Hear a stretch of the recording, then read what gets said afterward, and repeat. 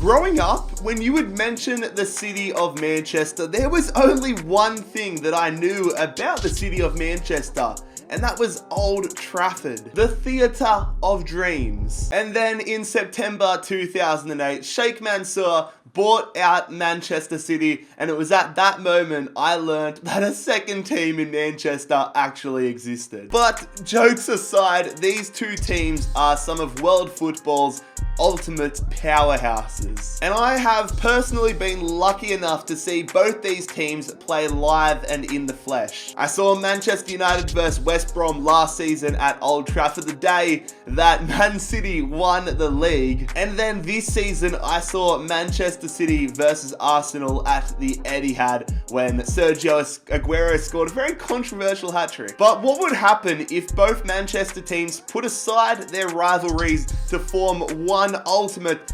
Manchester super team? Would they become Premier League invincibles, European champions, and basically win every single title imaginable? Or would things just not gel and ultimately ruin football in Manchester? Well, in today's FIFA 19 career mode experiment, we find out the answer to that question. G'day guys, how's it going? It is JarradHD here. Welcome back to another FIFA 19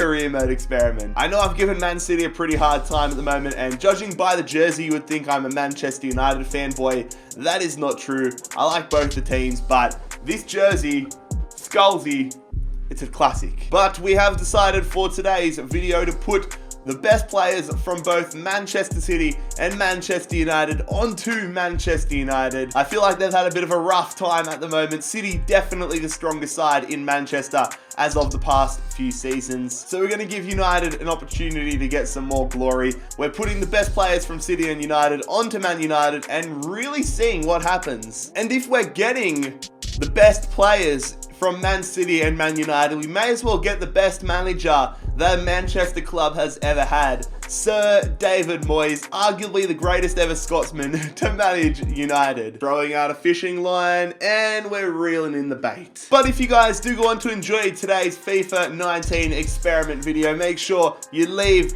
a like on the video. Also, if you are new around here, make sure you bloody scorpion kick that subscribe button down below. We are on the push for £250,000. £250,000, I wish I had that much money, subscribers. So this is the starting lineup we will be beginning things with for this experiment. So, of course, no great surprise. He's one of the best goalkeepers in the world. Personally, I think he's the second best keeper in the world behind Jan Oblak from Atletico Madrid, but that's a different conversation for a different story. Probably going to get a bunch of dislikes on the video now, but it is David De Gea, big admirer of this guy, fantastic goalkeeper. He will be in between the sticks, and we are rocking a 4-1-2-1-2 formation, trying to accommodate all players really. Our left back, it was a tough choice between Mendy and Luke Shaw, but I did go for Luke Shaw to add a little bit of Man United flavour in the back line. Our two centre backs are going to be all Man City. It is Aymeric Laporte and Nicolas Otamendi. Otamendi, one of the best defenders in the Premier League, super underrated. And then the England right back will be our right back here. It is another Man City player. It is Kyle Walker. Moving on to the centre defensive midfield spot, it is going to be Paul Pogba. I'm probably going to move him up a little bit. Yeah, there we're going to move him to a centre mid instead of centre defensive mid. But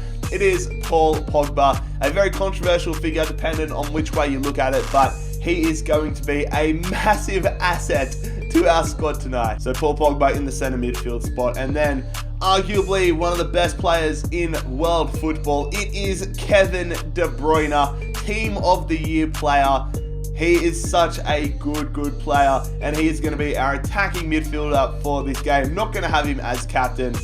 Probably shouldn't do that. Let's get David De Gea in there. I don't want a Man City player as captain, but it is going to be Kevin De Bruyne as our attacking midfielder. Expecting a lot of assists from him this season. More Man City flavour in this squad. It's very Man City orientated, and I think that really shows how dominant they have been lately and how good Man City have been lately. I mean, I don't want to jinx them, but at the moment they are one of my favourite picks to go all the way in the Champions League. But it is going to be Leroy Sané on the left-hand side here, playing left wing. I'm going to put him up there, and I'll put Raheem Sterling, who is our right winger. Surprise, surprise, in there. So Man City all around for the midfield, basically. Sane and Sterling left and right wingers. Then another Man City player, lucky enough to see him score a hat-trick a couple of weeks ago, actually. It was Sergio Aguero having a fantastic Premier League season again. In line for, well, up there when it comes to the Golden Boot, definitely on form this season. But it is the Argentine from Man City starting up front. He is partnered by Romelu Lukaku. Finally, another Man United player in the starting 11. It is going to be Big Rom starting up front, so a good variation there. A lot of pace and athleticism when it comes to Aguero, and then brute force with Romelu Lukaku, so they kind of complement each other. Very excited to see how they go next to one another this season. Moving on to the bench now, a player that's very unfortunate to not make the starting 11. I feel like if David De Gea wasn't at Man United, then he would be starting. That's a very obvious statement, but he is one of the best goalkeepers in the Premier League. It is Ederson. Makes me feel confident that if De Gea does pick up an injury throughout the season, that Ederson can come in and help get us a result and really make me feel not like we're missing De Gea. The Manchester City captain, Vincent Kompany, does secure a spot on our bench. I think there would have been riots if I had the Man City captain in our starting lineup. And now the first Manchester United centre-back making the squad, it is Victor Lindelof. It's kind of mad that Man City have 3 centre-backs, even 4, because I didn't put John Stones into the starting 11 or even the bench. But it's mad that there's 4 Man City centre-backs that are all higher rated than Manchester United's highest rated centre-backs in Victor Lindelof. But the Swede does secure a spot on our bench. So again, a lot of depth in the squad. Nemanja Matic is the next player onto the bench here. I definitely want to add a lot more Man United players in this side on the bench, but it is the Serbian in the defensive midfield spot there. He is going to be handy in case anything happens to Paul Pogba. But another player that is going to be handy for our midfield is going to be David Silva. Another player having a standout season for Man City. Very good to see after all that he's been through last season with his son. But it's good to see they've come out on the other side and that he is continuing to fire for Manchester City. Again, he's very unfortunate not to be in the starting lineup. I feel like if he had a Man United jersey on, he'd probably be starting in the centre midfield spot over Paul Pogba. But I didn't want it to be an all Man City side. So yes, the Spaniard is on our bench. Moving on though, it is Anthony Martial. I was weighing up between him and Sane, but Sane did decide to get the starting spot just due to overall. If I was being a little bit more balanced, then it would be Martial starting in the side on the left wing spot, but Anthony Martial, the Frenchman, in our bench. Now, it is a man that had his birthday the past week. Funnily enough, sharing the same birth date with me, both born on the same day. He's 83 rated in FIFA, and I'm sitting in my office making FIFA videos, so make of that what you will. But it is Gabi Jesus, the now 22-year-old Brazilian striker, making it on our bench. So definitely a lot of firepower in case Aguero or Lukaku pick up a knock. I haven't gone ridiculously overboard with the reserves here. I have gotten about 12 or so, 10 or 12 reserves, but definitely didn't fill up the whole squad of 52. But it is our third string goalkeeper to kick things off. It is Sergio Romero, a handy player to have as your third string goalkeeper. But again, any injuries, I'll feel happy to have this guy as a backup keeper. Hopefully, we don't get unlucky enough that he has to be our starting goalkeeper. Ashley Young, the Manchester United, I guess, would you say he's a legend at this point? He's seen a lot with Manchester United, but the Englishman is our reserve right back. Not making it onto the bench, just stuck in the reserve. Now, some of you guys might be thinking, why did I put John Stones in the reserves instead of Lindelof? He's 2 overall higher. And yes, I would agree, John Stones probably deserves to be in there ahead of Lindelof, but I didn't want to have the full bench being Man City. I wanted United to have a little bit of representation on the bench, especially in the defensive spots. But it is John Stones, the English defender, making it into our reserves. He is joined by another Manchester United defender. Good to see another one in there. It is Eric Bailly. A bit of a hit and miss time at Old Trafford, but still making the cut into this Manchester United, or this Manchester super team. Benjamin Mendy, very unlucky not to make the starting 11, but very very similar to John Stones and all these sorts of players. It's for the pure fact that I didn't want the whole squad Man United or Man City dominated. Again, Fernandinho, another player that could have easily made the bench over Nemanja Matic, but the Brazilian defensive midfielder takes a spot on our reserves. I honestly think Fernandinho is one of the most underrated players in the Premier League. He is a weapon for City. Ilkay Gundogan making our reserves as well. Another central midfielder here. The German, 84 rated. Definitely a little bit disappointing to see how his career has panned out so far, but it's still been a good career for the most part, and he's really been coming back to form lately, and it's enough form to see him make the reserves. And another player that has been in crazy good form, it is Bernardo Silva.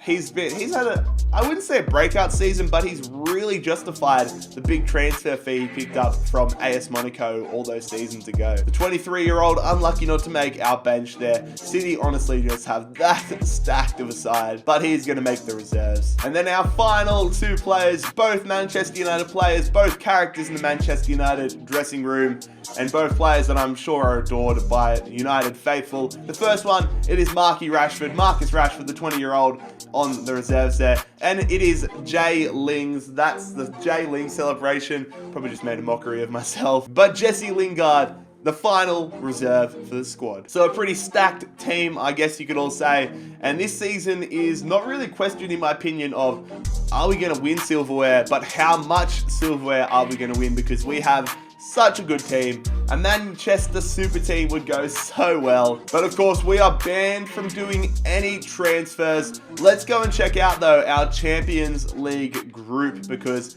we are in the Champions League. So again, no surprise, we have been drawn up against Juventus, BSC Young Boys, and Valencia. It is true to life, and hopefully it's a similar result with United getting out of the group stages. I hope we go all the way this season. How good would that be? I mean, given the fact that both United and City are in the quarterfinals, why can't the Manchester super team go all the way? But anyways, we're going to check in at the halfway point of the experiment and see how we're going in the Champions League and the Premier League. I can get around that sort of. I mean, I expected us to be top of the Premier League, but Burnley, of all clubs, they're on top of the Premier League. Sean Dyche having an absolute masterclass out here, showing us how it is done. We sit in 4th. I'm almost going to put my money on Man City being... No, they're 11th. Fair play to them. I thought they'd be in the relegation zone for sure. Southampton, Cardiff and Huddersfield, though, in the relegation zone. But we're focused on ourselves. We're focused on United, the Manchester super team. 4th spot. Hopefully we can climb up the table and win the Premier League. And in the Champions League, it is all going to plan. We sit top of the Champions League, and it is ourselves and Juventus flying through to the knockout rounds. In the round of 16, we'll be versing Schalke. Juventus taking on Porto. Hopefully we can go deep. But anyways, we're going to simulate to the end of the season and see how things go. I might even go sort of late May in case we qualify for the Champions League final. And hopefully watch that if we get that far. I'm keeping the suspense there, lads. Did we make the Champions League final?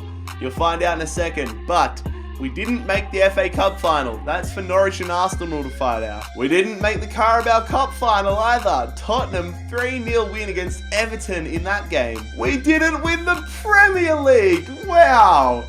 Manchester clubs, Manchester super team. Big L so far. We finished 2nd in the Premier League, had a pretty average second half of the season, finished 1 point behind Chelsea.